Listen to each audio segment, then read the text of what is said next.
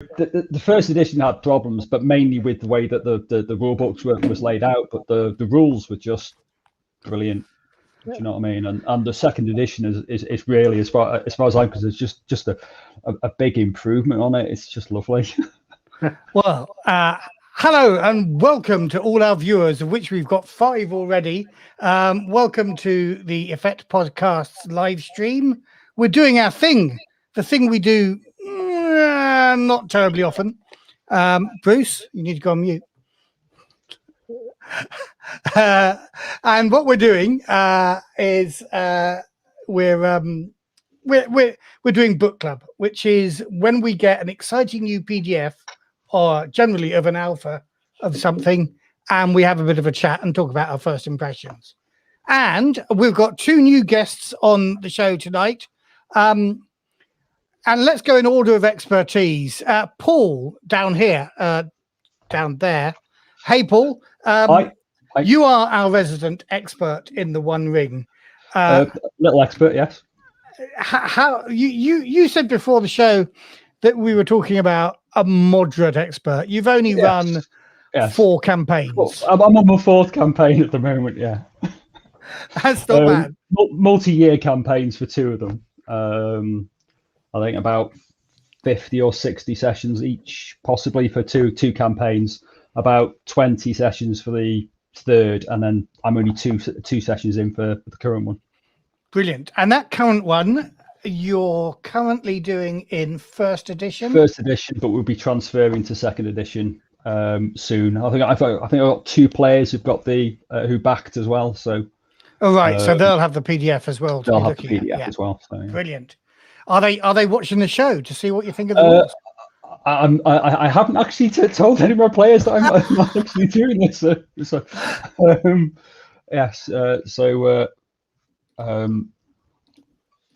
suppose that's okay. That's no problem. I could let them know. Well, if you want to do that, maybe let's talk to you, Bruce. Once you turn mute off. Yeah, I remembered forced to speak in. I'm definitely going into the not an expert. And as I was saying to Paul before, I've not played really any of the other previous, the One Ring or MERP even, because I know that was played at my gaming society by another group. And I nearly didn't back this Kickstarter, but I knew what a good job Free League would do with the publishing and the artwork. So I decided just to jump in. And before the alpha came out, I did bemoan a little bit on the Discord channels that this is never going to get run. I'm never going to run this because of the way the world's set. And I had a read of it, and now I'm going, I want to run this. I want to play this now. I want to run it. Well, I think I've had a similar experience. So I have 0 experience with the One Ring 1st edition. I picked it up in a bundle of holding or something. Just the basic rules PDF, maybe some other stuff as well, but the lowest level bundle of holding you go for with some in. And I've got to admit, I've flicked through the PDF, but I can't honestly say I've even read that. And that was about 4 years ago. Ages ago, I used to consider myself a Rollmaster GM, and before MERP came out, Iron Crown did produce some supplements for the 2nd age, I believe. But I can't claim even really to be a Tolkien expert. I've read the books, obviously, because it's kind of the law. But no, I am no Stephen Colbert when it comes to Tolkien trivia. So yeah, I consider myself the least expert. And Paul, thank you for being here, for guiding us through this. It's okay. I wouldn't consider myself a Tolkien expert. I know the One Ring quite well, and obviously that sort of thing. But some of my players know far more Tolkien lore than I do. Okay, let's just talk about that a moment, because that's the thing that kind of puts me off any Tolkien related games or running them, because I have got a bunch of friends. I've got friends who are in the Tolkien Society at Oxford, and you kind of go, oh, how dare I even presume to know something? So what's been your approach? That's what's really good thing about the One Ring, though. It's the original 1st edition was set 5 years after the Battle of 5 Armies, and there's no real information about that period of time. So you've got basically an open an open world to play with. Obviously, there's like certain goalposts if you want to keep with canon, but generally speaking, you can do what you want. Some of my campaigns went straight away from canon because there's a 30-year campaign called the Darkening of Mirkwood, which is basically set. It starts 5 years after the Battle of Five Armies and goes for 30 years up until the death of Bard. Spoilers, but in that particular campaign, you can veer completely away from canon. It's yeah, that's brilliant. And of course, as soon as it hits the table, the world is now your group's version of the world. Exactly. Have you got any experts in your prospective group, Bruce? I'm about to find out, but I think much like everybody else, they will know more than me when it comes to reading the books and seeing the films. But that's where my expertise lies. Even my brother, who's also called Paul, will get on at me because one of the things I remember after reading Lord of the Rings book, I said I was quite interested in learning a bit more about Middle-earth. So when I said this to him when I came back home one day, I found the 12 volumes, each as thick as Lord of the Rings himself, by Christopher Tolkien. And the first thing I looked at, I went to my brother, I went, no. There is no way I could sit and read that. I mean, Lord of the Rings was, as we all know, is a tough read, but it does have sort of evoked imagination.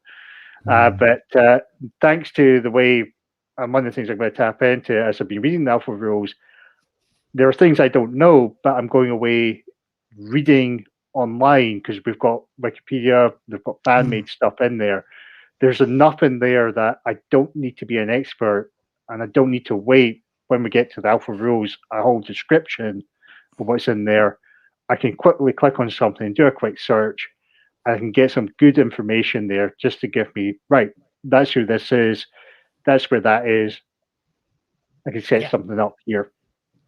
Brilliant. So we're none of us claiming to be Tolkien experts, although I'm about to contradict myself shortly. First of all, though, what I wanted to talk about in terms of this new PDF that we're all looking at is the art and layout.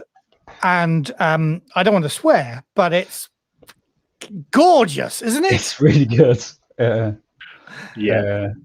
Now, I love I know I might disagree with you, Matt, but I love the first edition and the first edition layout, and John Hodgson's art is just stellar. But and I didn't think it could be beat, but I think the second edition does have it beat, to be honest. Yeah, so I think you've seen on the Discord, I'm not a massive fan of the layout and art. No, let me rephrase that. The art is lovely, but it speaks to a particular time when, friends of mine had Tolkien calendars hanging on their walls, a particular art style of the late 80s and early 90s, which I'm not a massive fan on.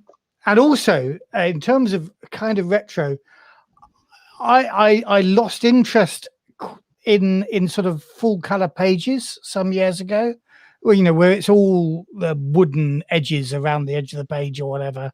And for me, there's a bit too much of that. So it is lovely and it's brilliant work by the graphic designers of the day, but it didn't inspire me as much as this book does. And this book, I have to say, having claimed not to be a Tolkien expert, I have an intimate knowledge of one of the books that that actually not many Tolkien experts have read, which is Tolkien's Letters from Father Christmas that he wrote to his children.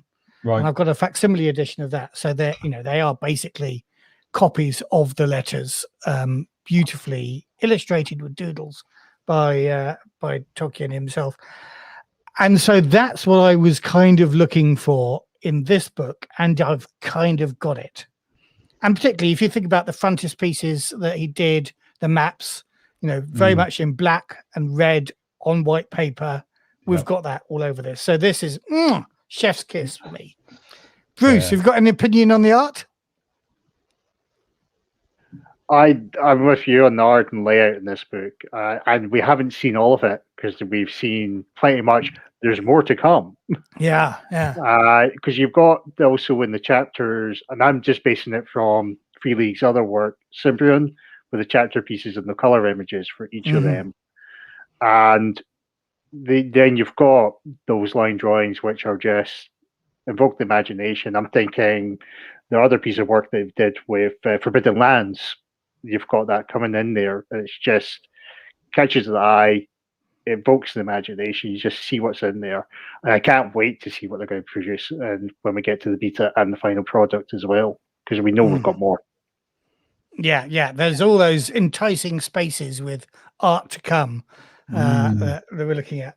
But that doesn't tell anybody about the rules. So let's crack on with we prepared a little list of topics, I should say, to our viewers. Well, I say little, it's turned into quite a long list. If we don't get through it, we'll do another episode at some point. We'll see how far we get through. But let's race through. Now, the first one I want to pick up on, I've picked up on, again, I know nothing about this, but in the social media and the forums and stuff, some people are a little concerned about task numbers. Now, these look pretty straight to me. For each of your 3 main attributes, you kind of have to roll over that to succeed. But can you, Paul, explain a little bit about what people's concern might be? Okay, so in first edition, the basic target number for a standard task was 14. Right. So the standard die rolling for the One Ring, which is basically the same for both first and second, is you roll a d12 and a number of d6s equal to your skill.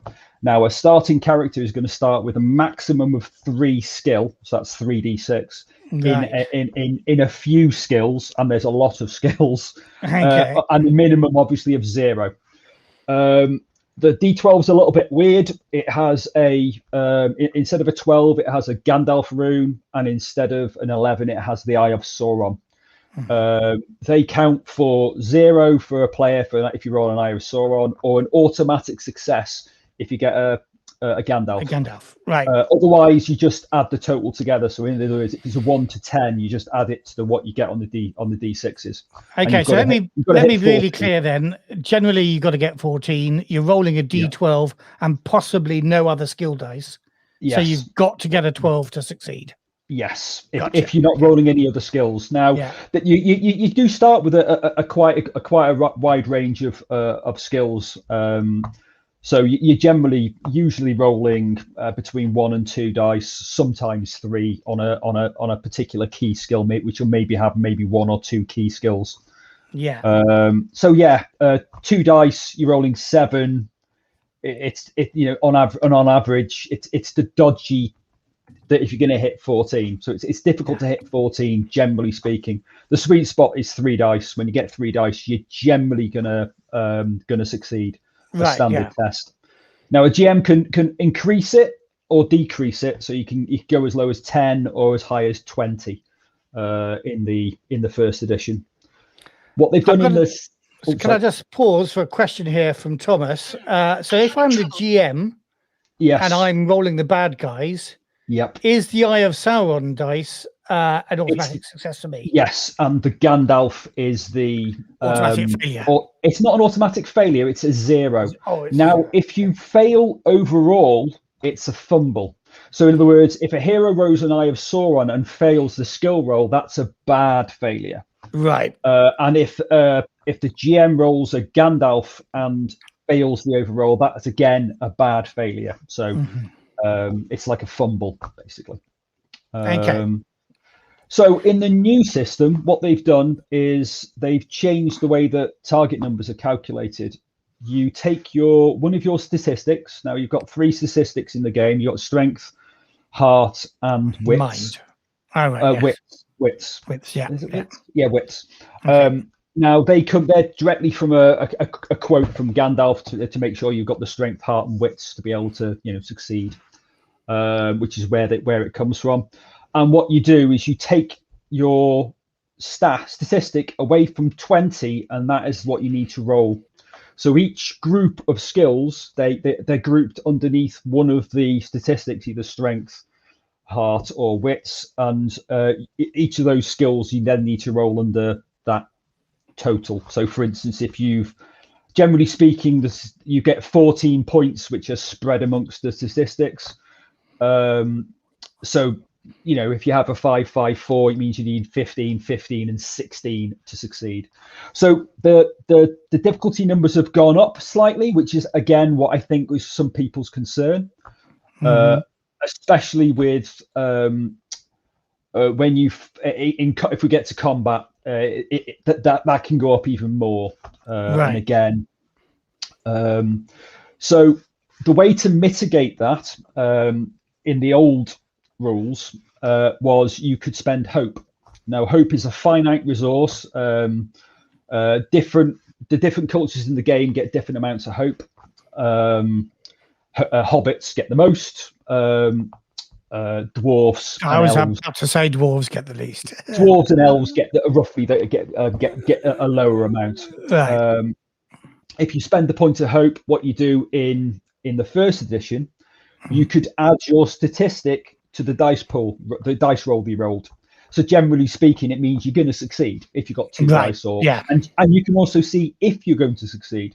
So say, for instance, you've got four strength, or it was called body in the first edition, but let's not worry about that. So if you've got 4 strength and you've got a total of 10, you can spend a point of hope and you'd succeed. That's been changed in the second edition. You have to spend hope before you roll, and hope gives you an additional D6 to roll. Right. Okay. Yeah. So obviously you've not played this yet, but I can imagine a lot of old, players of first edition going, won't like it. How am I going to succeed? Exactly. It's got a lot. But I haven't played it, so I can't comment. I'm just gonna. I've got faith in Francesco. Francesco. Francesco. I think he's. He knows what he's talking about. So I'd like to see how it plays on the table before I basically make my opinion about it. Basically. Cool. Yeah. I mean, it didn't look that bad to me, but I haven't had that previous experience of playing. Yeah.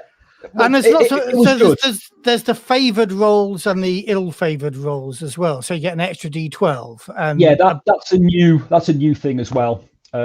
Previously, it was quite complex. You had two statistics for each of your statistic. So you had a body and a favoured body, and then you had heart and favoured heart, and wits and favoured wits. If you had a favoured skill, you added your favoured body. So obviously it was slightly higher, which means you're more likely to succeed by spending heart. I see how that works.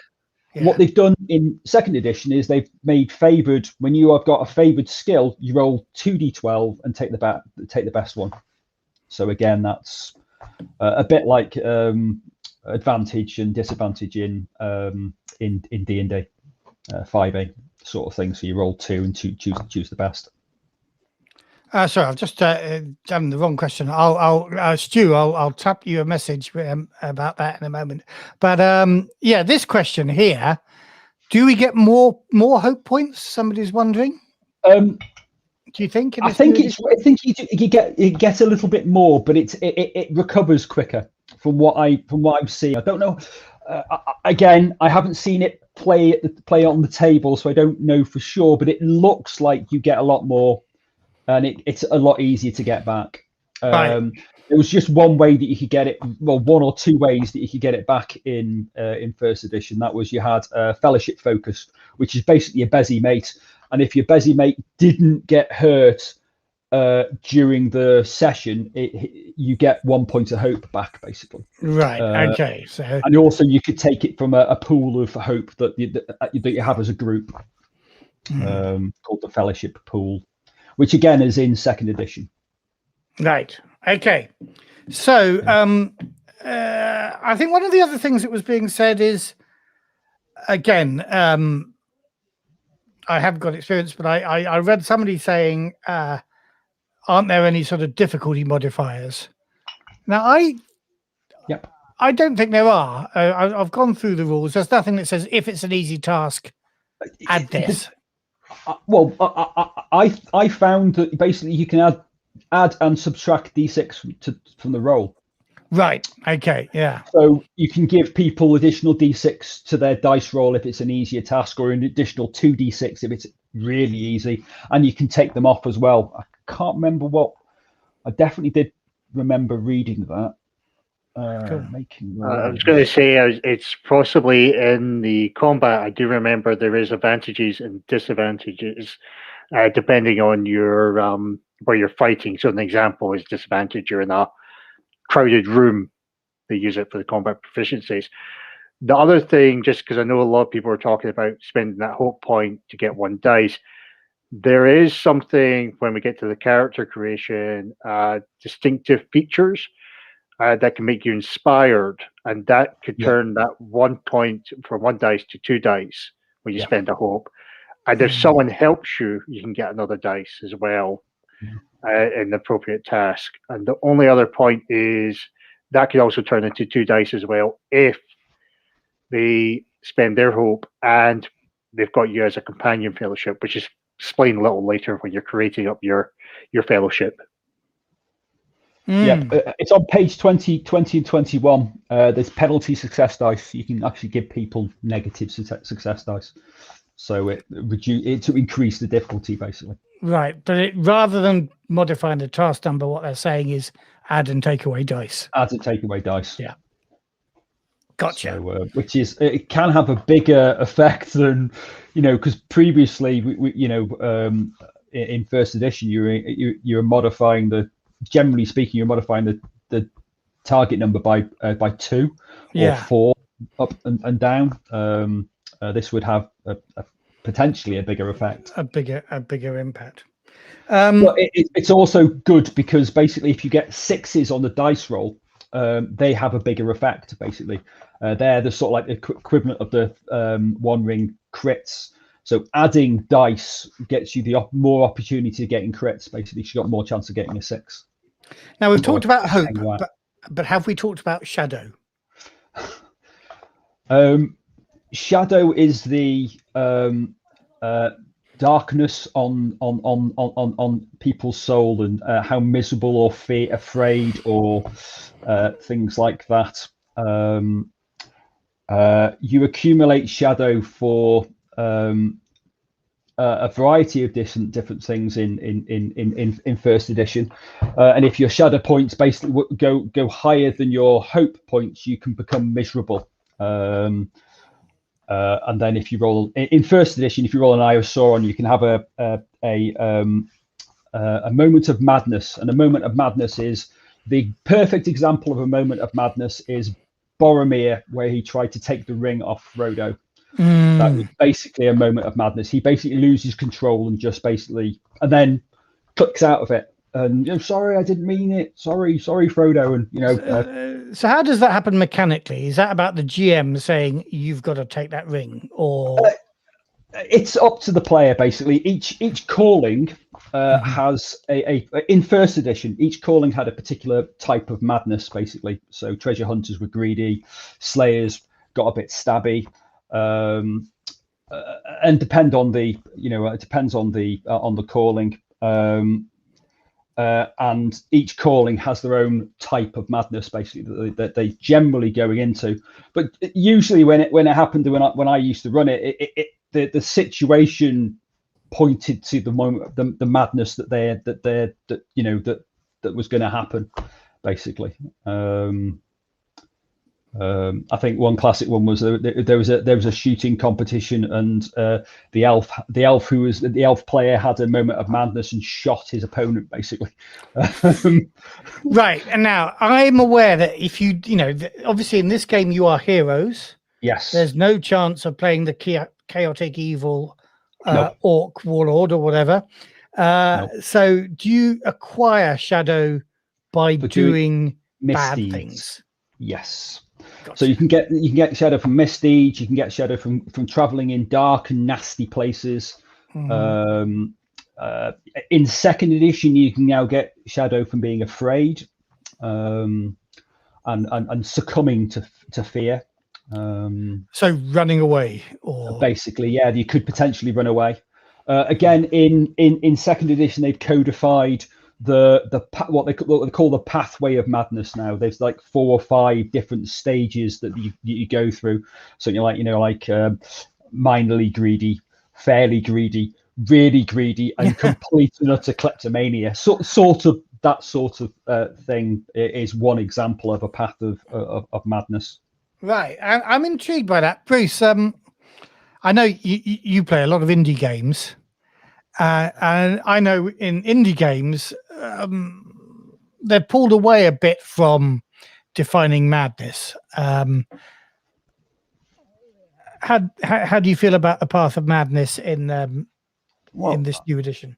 Well, I mean, there is a lot of options from it. I think one of the things, I mean, you can certainly, as a player, whatever your character, if the GM says you've got this madness, how do you want to bring it in? And it's a narrative side to it. But this probably comes back to something I picked up reading earlier in the rules for the players. When you're building up your character and the skills, then we were talking roughly of this before Discord. You get these adventure skill points to upgrade your character later on. But one of the things I feel that is missing from this is deriving some questions to encourage the player to get a bit more involved in the story. It does feel back to the dice mechanics. And that is something where it doesn't have to be all be about madness. You're going crazy. This is not a Call of Cthulhu game. Yeah. It is, it's a storyline. And as the perfect example is, Boromir is, I want to get that ring because I want to protect my people. And this is the ultimate power to protect my people. Or another great scene is between Frodo and Bilbo, where Bilbo is always wanting that ring back, and he's thinking about hitting them. And I more remember from the animated cartoon, we actually see Frodo getting a fist ready to hit him back. So both of them have this near moment of madness, and there's a great little scene that builds tension. To me, if players get involved in that, and I was the lore master, I'll be making sure they get those points for creating a very good scene, an active story into it.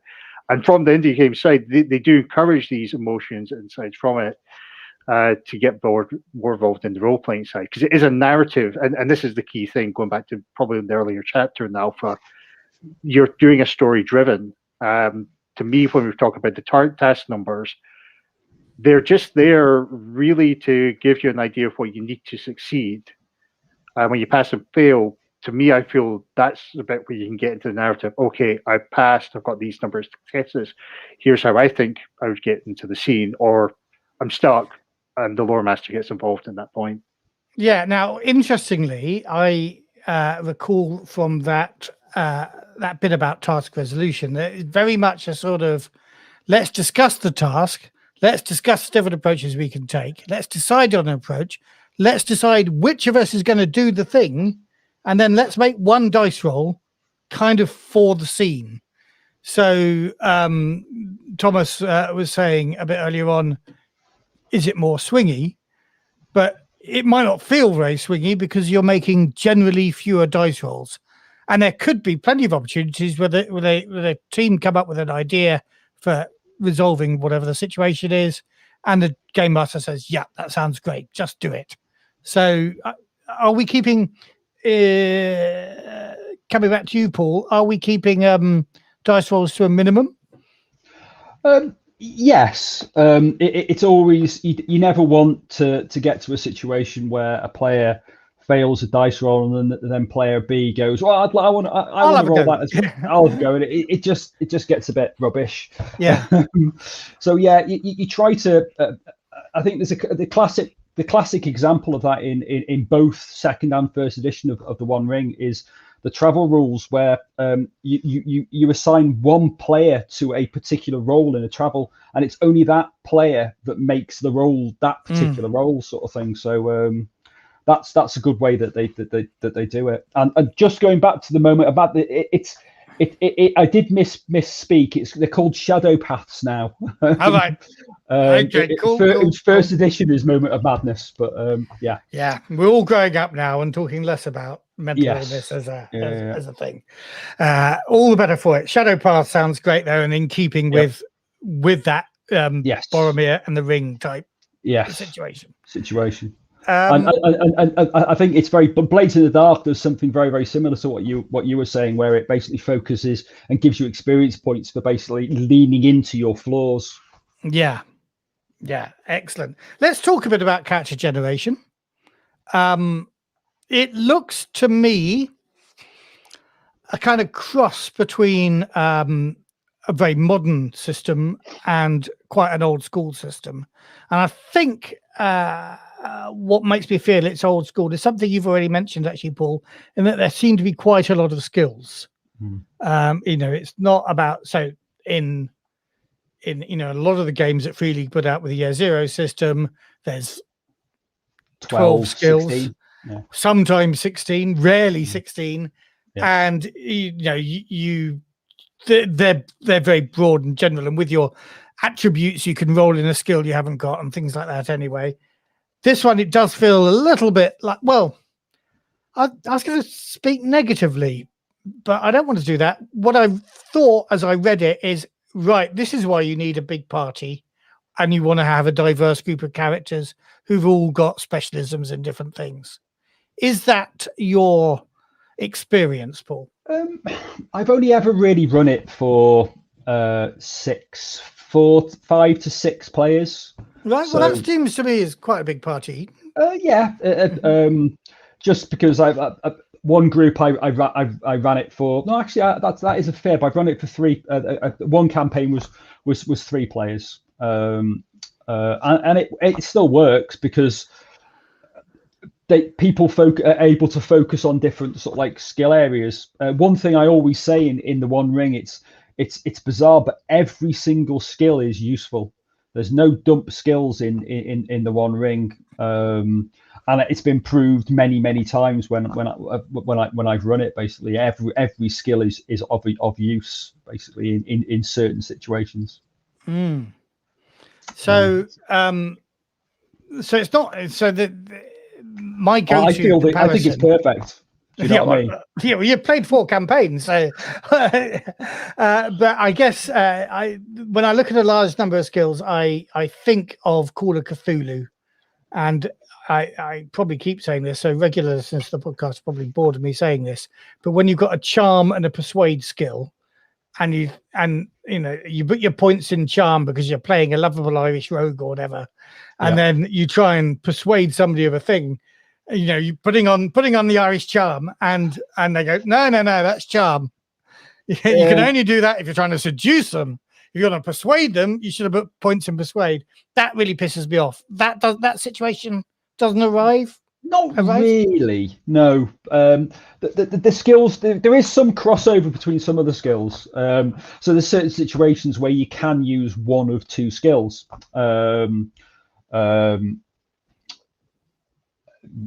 Potentially if you're going into a talking, certain people could be doing the actual talking, another person could be sitting back and watching the conversation, and you could be finding out information during that particular conversation, with one guy using riddle because he's basically keeping an eye out, seeing people's tells and things like that. The other person's trying to use insight, or he's basically trying to persuade them.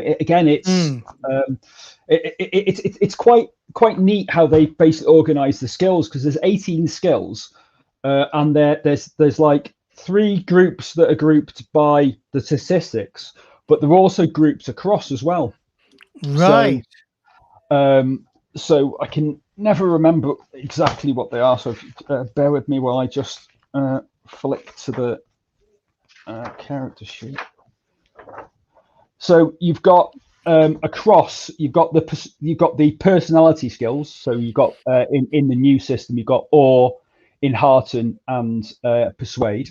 You've got the movement skills, which are athletics, travel, and stealth. Perception skills, which are awareness, insight, and scan. Survival skills, which are hunting, healing, and explore. Custom, which are song, courtesy, and riddle. And then vocation, which are craft, battle, and lore. So each of those basically they're sort of like grouped. So sometimes you can use any of the personality skills, for instance, in a particular situation. Possibly. Right. Yeah. Depends on the situation. Good, cool. What about how's character generation changed from the first edition? In the first edition, when you chose you choose your culture as you always have done, but in the first edition you had specific written backgrounds. So in the second edition, for instance, if you look at Men of Bree, you've just got like 6 attribute groups. Well, say if we looked at, for instance, Dwarfs of the Lonely Mountain, you have 6 backgrounds that you can, and they've got like a narrative sort of like description behind them, as well as basically being a group of stats. So you got like Life of Toil, Bitter Exile, Far Trader, Lessened in Revenge, Penetrating Gaze, and Eloquent Orator. And they sort of like give a little bit more, something for players to basically fire off. But we are getting that sort of information in second edition because we will be getting a life path system bolted on, which is one of the add-ons from the stretch goals. So I think Francesco mentioned that anyway. So that apart from that, really, it's on a whole, it's identical. You choose a set of statistics. You choose your skills, you add some modifiers to the skills that you've chosen, and you're done really. You've got, you get to choose some distinctive features, which again, there was a few more types of distinction features in first edition, again, but they weren't as well, the rules around distinctive features and traits weren't as good as they are in, or hammered down, should we say, as they are in second edition. Tempered by 10 years of experience. Exactly. And now, Bruce, have you created any characters yet? When I got this, I managed to create about 4 characters through into it. I played around. I did a mix between random and choosing. So when it came to the culture, I did a roll, and I did that for the attributes as well. But based on what the strongest attribute was, I would select what the calling was for that character. I get, because one of the things, like yourself, I did have a quick look at the forums, and I know some people were saying it would be quite nice when you get the culture. It just feels like your dwarf, this is automatically your set skills. This is what every dwarf gets. And they would like maybe some options to play around with that. I kind of get where they're coming with the alpha. That is a bit like, and we discussed this game as well, Finchery, that you kind of really want to get into the game. That's the purpose. We've got that. And here's just a set of skills to get you into it. And then you've got the cultures. The callings will give you the distinct features. And as it's been mentioned, you've got the previous experience, and this is where you can start shaping your character to increase your proficiency skills up to it. And I'm sure we'll get to combat in a minute, but I did feel that when I was playing around with this and playing around with the dice rolls, I'm always tempted to make sure I spend of the 10 experience points. It is expensive, but 6 of them to boost up one of my combat skills from 2 to 3, because it does feel like that goes back to another point that Paul said. 3 dice is certainly a good sweet spot when you're wanting to pass the skill rolls, including on the new test number system. And I did feel quite a lot. The only thing that's missing is the life path, is building that background. What's the path, where you come from, what's your character's story? And there's not that in the alpha rule set. We may see it later on with the life path. We will, because it's a stretch goal, isn't it? So yeah, and it's interesting actually, because I do think it fits. If you think of the fiction, there's lots of old stories of what so and so did before he knocked on Bilbo's door or whatever. And so, yeah, I think it's an important. I'm surprised we didn't have it, in fact, for first edition. Before we move on from characters, I guess I've got to turn to you here, Paul, to answer this question from John Lindgren. Are there any new or different skills compared to first edition? There's no new ones. I think they've renamed stuff and moved stuff around. They've moved. I think there was an Inspire skill in first edition, which I think is now called Enhearten. Search is now called Scan, and they've moved hunting to be strength and explore to be wits, which was hunting was wits and explore I think was under body, because it was in first edition strength was called body, which Francesco basically regretted doing. He changed it because he didn't want it to be strength, because strength is very D&D, so he called it body to make it not very D&D sort of thing. But I think he regretted it and he's moved back. And of course you've got that quote from Gandalf there as well. Yes, it's that was the whole. That's where the statistics come from, basically. So the attributes. Okay, now I'm just looking at the time. We've got 20 minutes and 19 now. We've still got combat. Shall we look at combat generally, and then maybe talk about gear losing edges as well? Bruce, I'm imagining you've tried some sample combats. Well, you know what I'm going to do in a second here. I'm going to have to move the camera. Okay, this is not rude, everybody. No, it's not rude. I know this is a family podcast show. This was even before I read the paragraph. When I did the combat, the first thing I did was I went straight to my miniatures. I didn't get any old fancy miniatures. I had to get my Lord of the Ring ones, get them on a mat, get them on a table to simulate this one. And just really going through it. So I did have a play around with the rules. You're just going to see this for a wee while. And I just had a great little bit of fun. One of the things about the combat is you can do volley and have a bit of fun with that. So that's your range combat, your first thing. You might get 1 or 2 shots off or throw some spears. And then it goes on to, you pick a stance, if I'm correct. Now, stances are new to me in gaming. I've not come across them in previous games. But I understand there's something in Legend of Five Rings. Yeah. It's all about stances. At least 4th edition was. I don't know about the new version. And they'll give you bonuses either when you're attacking or defending, or if you're just taking an open roll.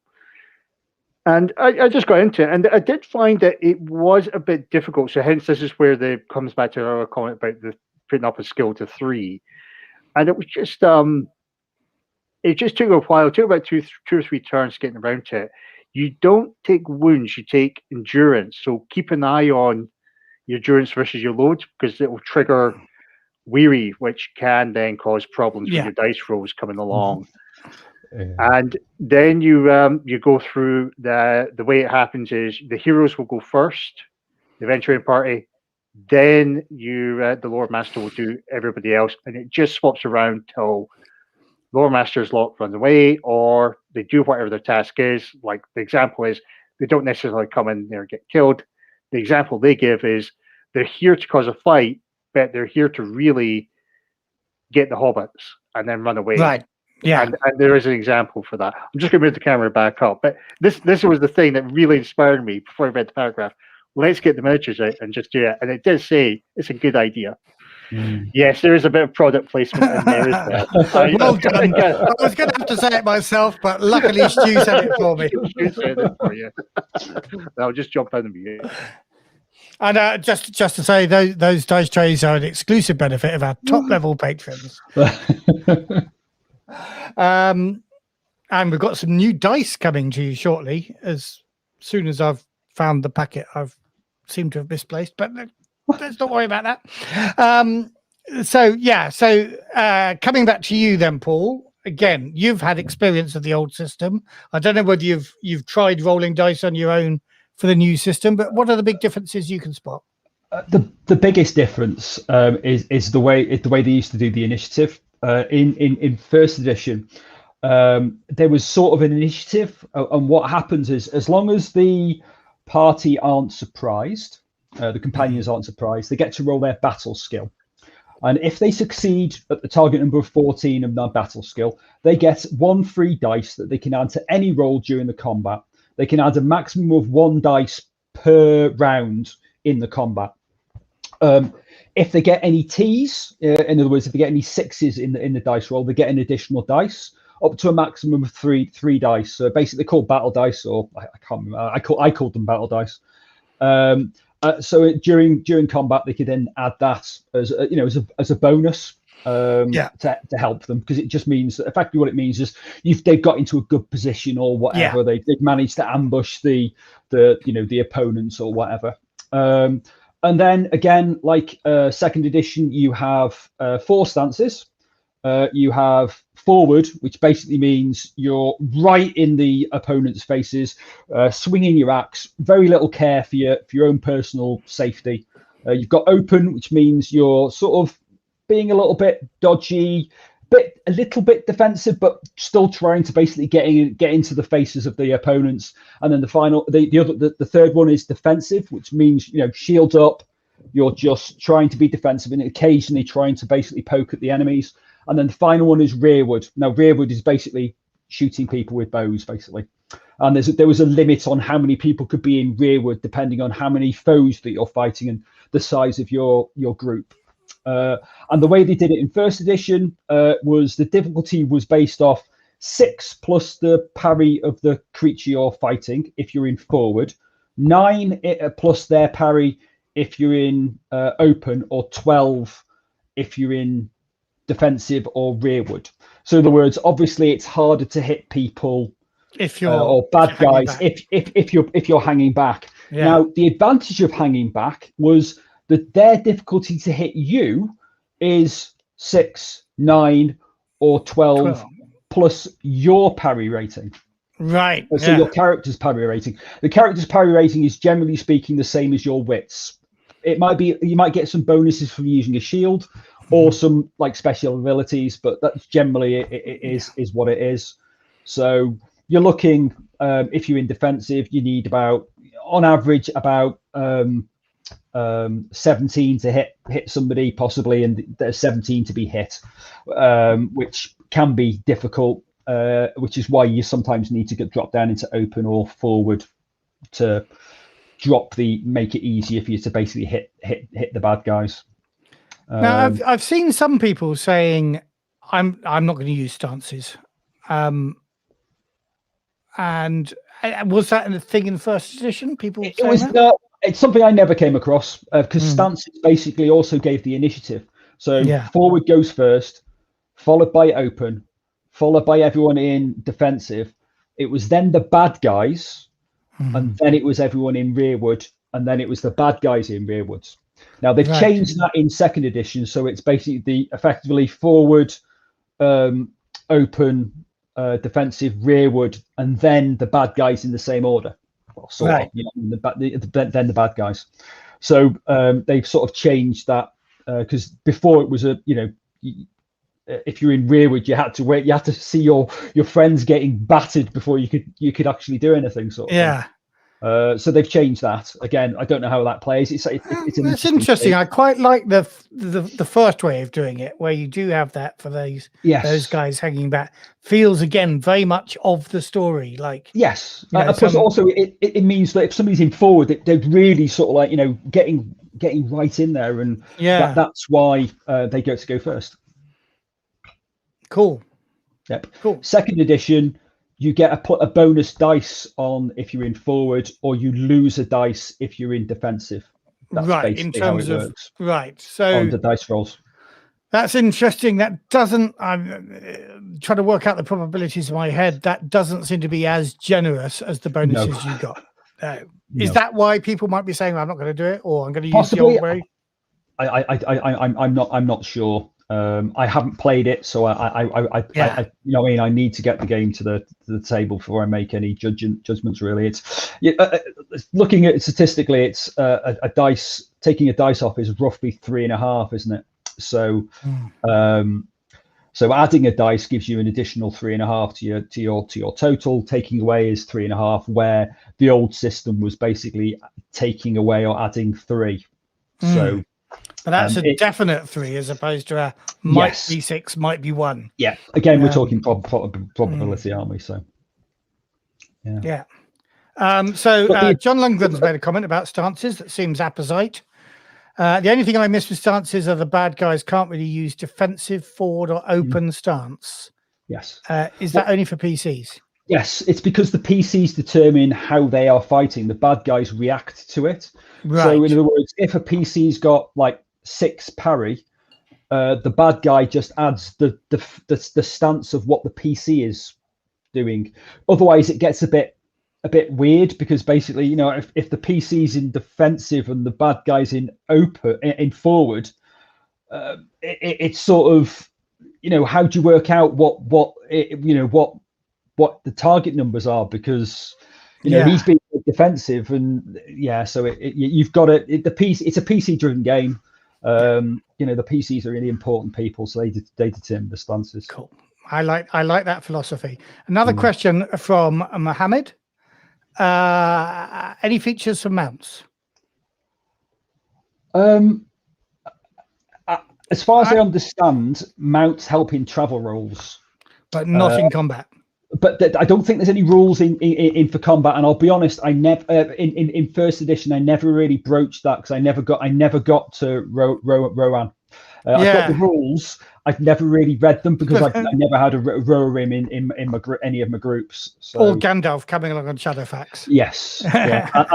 and specifically in the Wilderland, which is basically Mirkwood area, there's not very many horses. No, the Leofrings have got them, but generally speaking, there's not very many horses. Generally speaking, they're used as pack animals, and they help with travel. And that's how they do it in the second edition as well. So, horses help travel and carry some interesting items and things like that. Now, I'm going to put you on the spot again, Paul, because you mentioned when I was talking about, what do we want to talk about? Gear losing edge. And I thought, I can't remember reading anything about that. And I just spent 15 minutes looking for it and I couldn't see it. Okay, so in the first edition, weapons have got a number of different descriptors. Qualities. They have their base damage qualities. They have their base damage. They have something what was called an edge, and then they have their injury rating. Now they've got rid of edge in That's why I couldn't find it. So what edge used to be is what you needed to roll on your feet dice to cause a wound. So in combat, generally speaking, what happens is you just get hit and you're just getting battered and bruised and things like that. And effectively what it does is it reduces your endurance down. So when your endurance gets, as Bruce said, your endurance gets beneath the amount of equipment that you're carrying, or which they call load, you become tired because you're basically just knackered from fighting. Right. So and that's when you're then vulnerable to wounds. Well, no, it's when you're weary. What a weary means is on the D6s, you ignore any 1, 2, or 3. Which is interesting, because it means that either you succeed really well because you're rolling the 4, 5s, and 6s, or you just fail. And it just means that combat with weary players, it's very swingy. Which feels right, actually, doesn't it? Yeah. And the dice that you get in the original game, the 1, 2s, and 3s are like they're not filled in, so they clearly it pings out that if you're weary, you ignore they are a lesser number. Bruce, do you want to say something? So no, I was just the comments in there are quite on the ball about the combat and with the stances. I just quickly coming back to the stances as well. The one thing as well is if you're losing a dice in defense in the stance, whoever's attacking you, say the orc is attacking you, they will lose 1 dice when they try and hit you as well. And it's the same with attack. So just be mindful. You'll get an extra dice to hit the orc, but they'll get an extra dice to hit you back. So bear that in mind with the stances as well. There is bonuses and negative sides to them. But one of the things I would say, because I know some people were saying earlier, I'm not going to use stances. Give it a little go. Give it about 2 or 3 tries before you make that decision that you like it or not. Don't just read off the book. Just give it a go. That's always my advice. The other really cool thing about stances, in each stance you have a unique thing that you can do during combat. So in first edition, you had if you're in forward stance, you could basically effectively scare your opponents. And that basically, and you can do that in second edition as well. Like, You're basically charging, you just go, come on then, sort of type thing. And that effectively removes their the bad guy's hope, which is called hate, or there's another word for it in the new edition. But resolve is another word. Resolve, yes. So it removes their hate, and obviously there's certain enemies like goblins that if they get to 0 hate, they run. Yeah, gotcha. So if you're in forward stance, you can basically just scare your enemies. In open stance, you can rally your companions. So in second edition, it inspires your companions. In first edition, it enabled you to get endurance back, which they've got rid of. I think the main problem with first edition was quite often one person just sat there inspiring the characters every round, and it was boring for them. I found that a few times, basically. Yeah. And then defensive, you can defend somebody else. So in first edition, it enabled you to literally take a hit for somebody else. In this edition, it enables you to basically increase their parry and defense, basically. Brilliant. Now, I'm looking at the time. We made a commitment to finish at 9 o'clock.